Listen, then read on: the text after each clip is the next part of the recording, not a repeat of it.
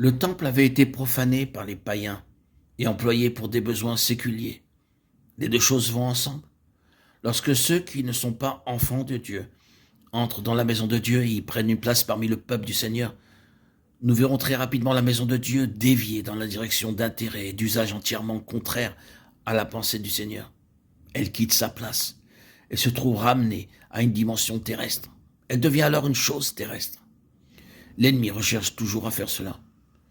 Il persiste dans cette stratégie en vue d'infiltrer parmi le peuple du Seigneur ceux qui ne sont pas réellement nés de nouveau.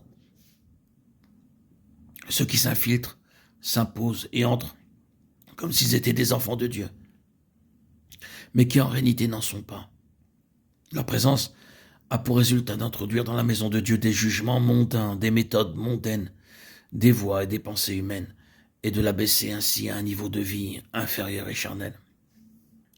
Ce sont ces coups de maître que l'ennemi ne cessera de tenter avec persistance, et malheureusement trop souvent avec succès. C'est une chose très largement répandue, dont nous avons conscience autour de nous et en bien des endroits. Nous avons à peine besoin qu'on nous le rappelle. Néhémie, qui représente un mouvement de Dieu au temps de la fin, met un terme à cela. Il purifie la maison de Dieu de ce qui était païen et veille à ce qu'elle soit maintenue selon la pensée de Dieu et que soient exclues les pensées et les voies de l'homme.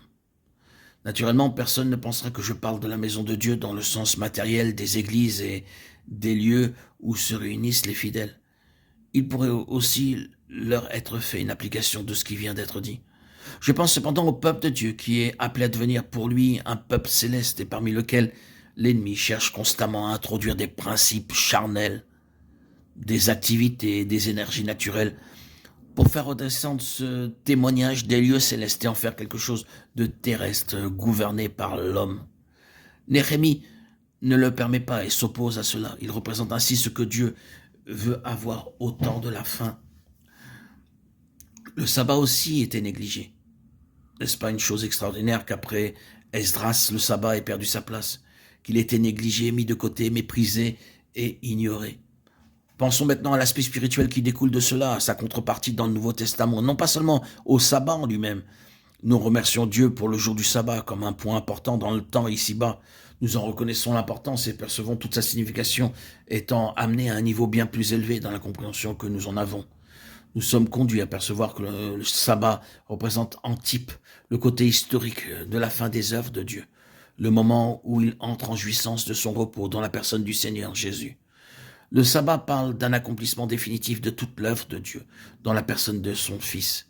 Mettez de côté, méprisez ou ignorez la finalité de l'activité divine en Christ et vous perdrez vite votre repos et votre paix. Vous continuerez à tourner en rond dans un désert restant dans le royaume de l'imparfait et de l'inachevé. Vous n'arriverez pas à vous établir sur cette base que proclament ces paroles. C'est accompli. L'âme qui saisit spirituellement l'œuvre accomplie en Christ est une âme en repos. Elle est entrée dans le repos de Dieu. Elle est délivrée de la tyrannie du diable qui cherche toujours à porter l'accusation et la condamnation, bien que l'œuvre de Christ étant achevée proclame qu'il n'y a plus de condamnation.